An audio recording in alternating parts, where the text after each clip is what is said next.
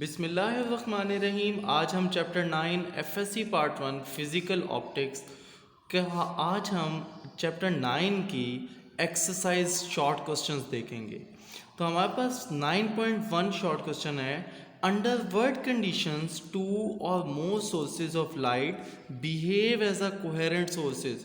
वो कौन सी कंडीशन है जब लाइट बिहेव करी होगी कोहेरेंट सोर्सेज की।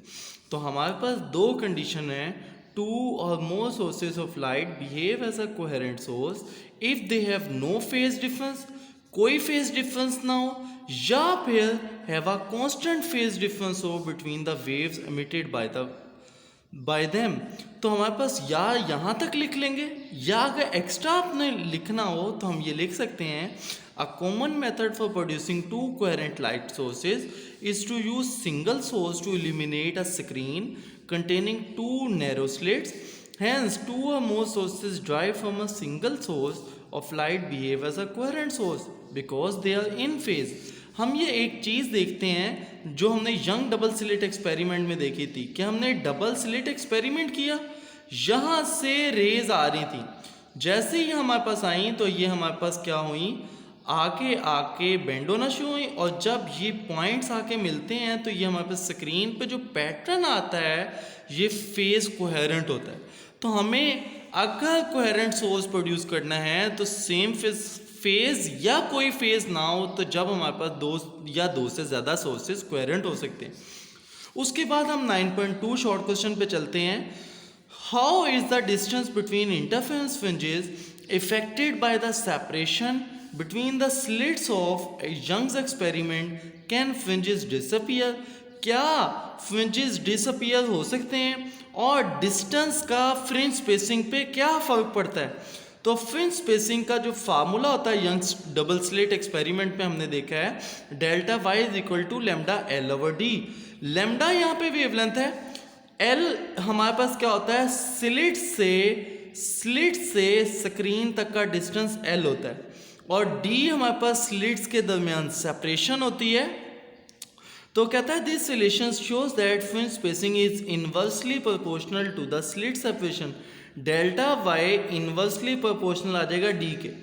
It's means that greater the separation between the slits the smaller will be the fringe spacing. If by increasing the separation, जैसे जैसे हम सेपरेशन बढ़ाते हैं तो ये फ्रिंज स्पेसिंग क्या होती जाएगी, कम होती जाएगी। The fringe spacing decreases and bright fringes become so close that uniformly intensity light is seen and fringe disappear। अगर हम इतना डिस्टेंस ज़्यादा कर दें दो स्लिट्स के दरमियान तो जो फ्रिंज स्पेसिंग होगी एक ऐसा वक्त आएगा वो डिसअपियर हो जाएगी। उसके बाद 9.3 can visible light produce interference fringes. Yes, interference fringes produce हो सकती हैं। हमें पता है कि इंटरफेरेंस फ्रिंजेस के दो पॉइंट्स होते हैं, कौन कौन से, एक हमारे पास जो दो लाइट्स हों वो कोहेरेंट फेज रखती हों, और उसके बाद जो सेकंड हो लाइट मोनोक्रोमेटिक हो। अब वाइट लाइट 7 कलर्स पर मुश्तमिल होती है। अगर हम ये देखें कि हर कलर अपने ही कलर के साथ इंटरफेरेंस कर रहा है तो जो विजिबल लाइट होगी वो इंटरफेरेंस करेगी। तो हम ये देखते हैं इसकी explanation.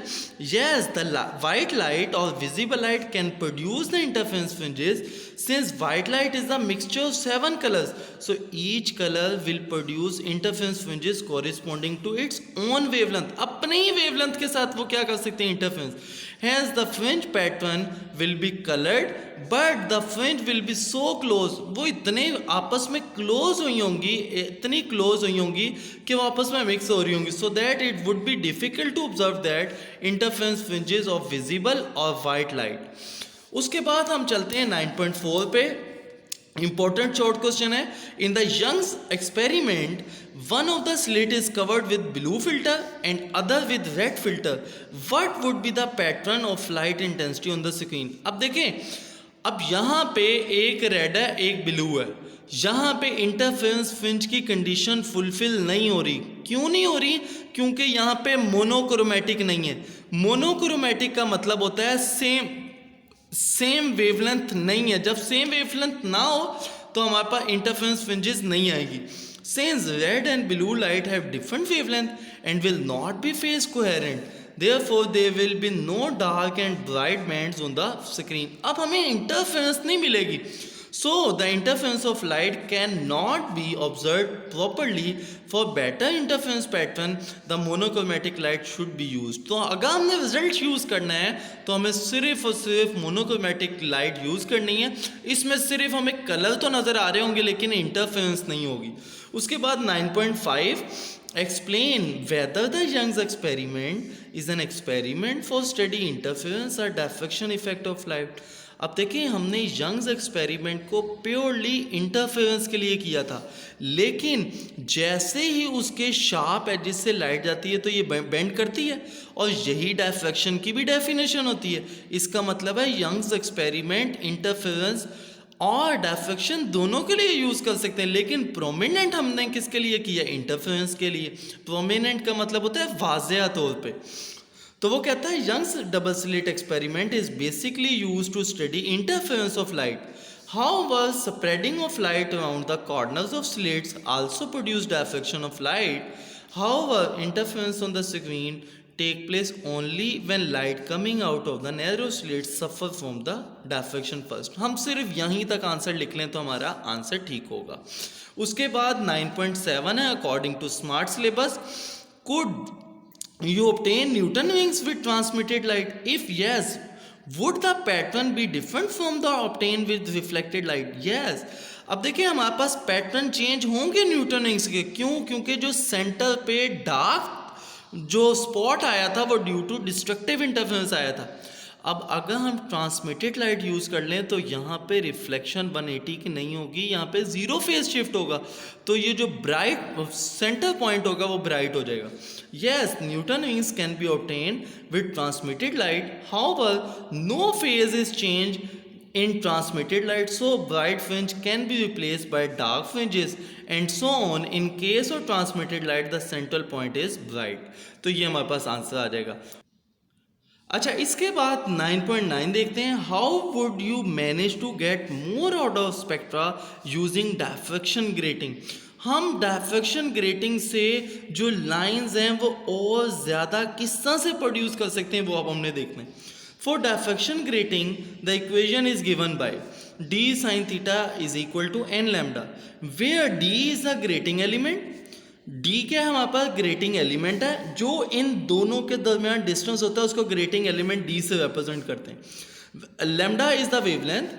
In order to get more out of spectra from theta is equal to 0 to theta is equal to 90, for a given wavelength, the grating element D must be increased. Grating element को क्या करेंगे हम?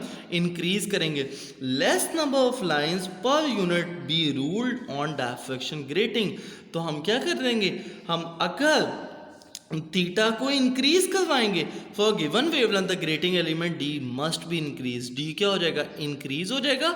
Less number of lines per unit length be ruled on diffraction grating. फिर हमें इससे भी कम लाइनें क्या करनी पड़ेंगी? रूल करनी पड़ेंगी. पहले थोड़ा सा गैप आ रहा है, फिर हमें इतना गैप आ जाएगा. ये हमें पता चल जाएगा कि इतनी लाइंस ग्रूव हो गई हैं. तो यहाँ तक आज हम अपना लेक्चर कंक्लूड करते हैं. अगर आपको ये मेरी वीडियो पसंद आई हो तो लाइक करें, शेयर करें और सब्सक्राइब करना ना भूलिए और बेल आइकॉन पे क्लिक लाजमी करें ताकि हर आने वाली नई वीडियो आपको टाइम पे मिल सके.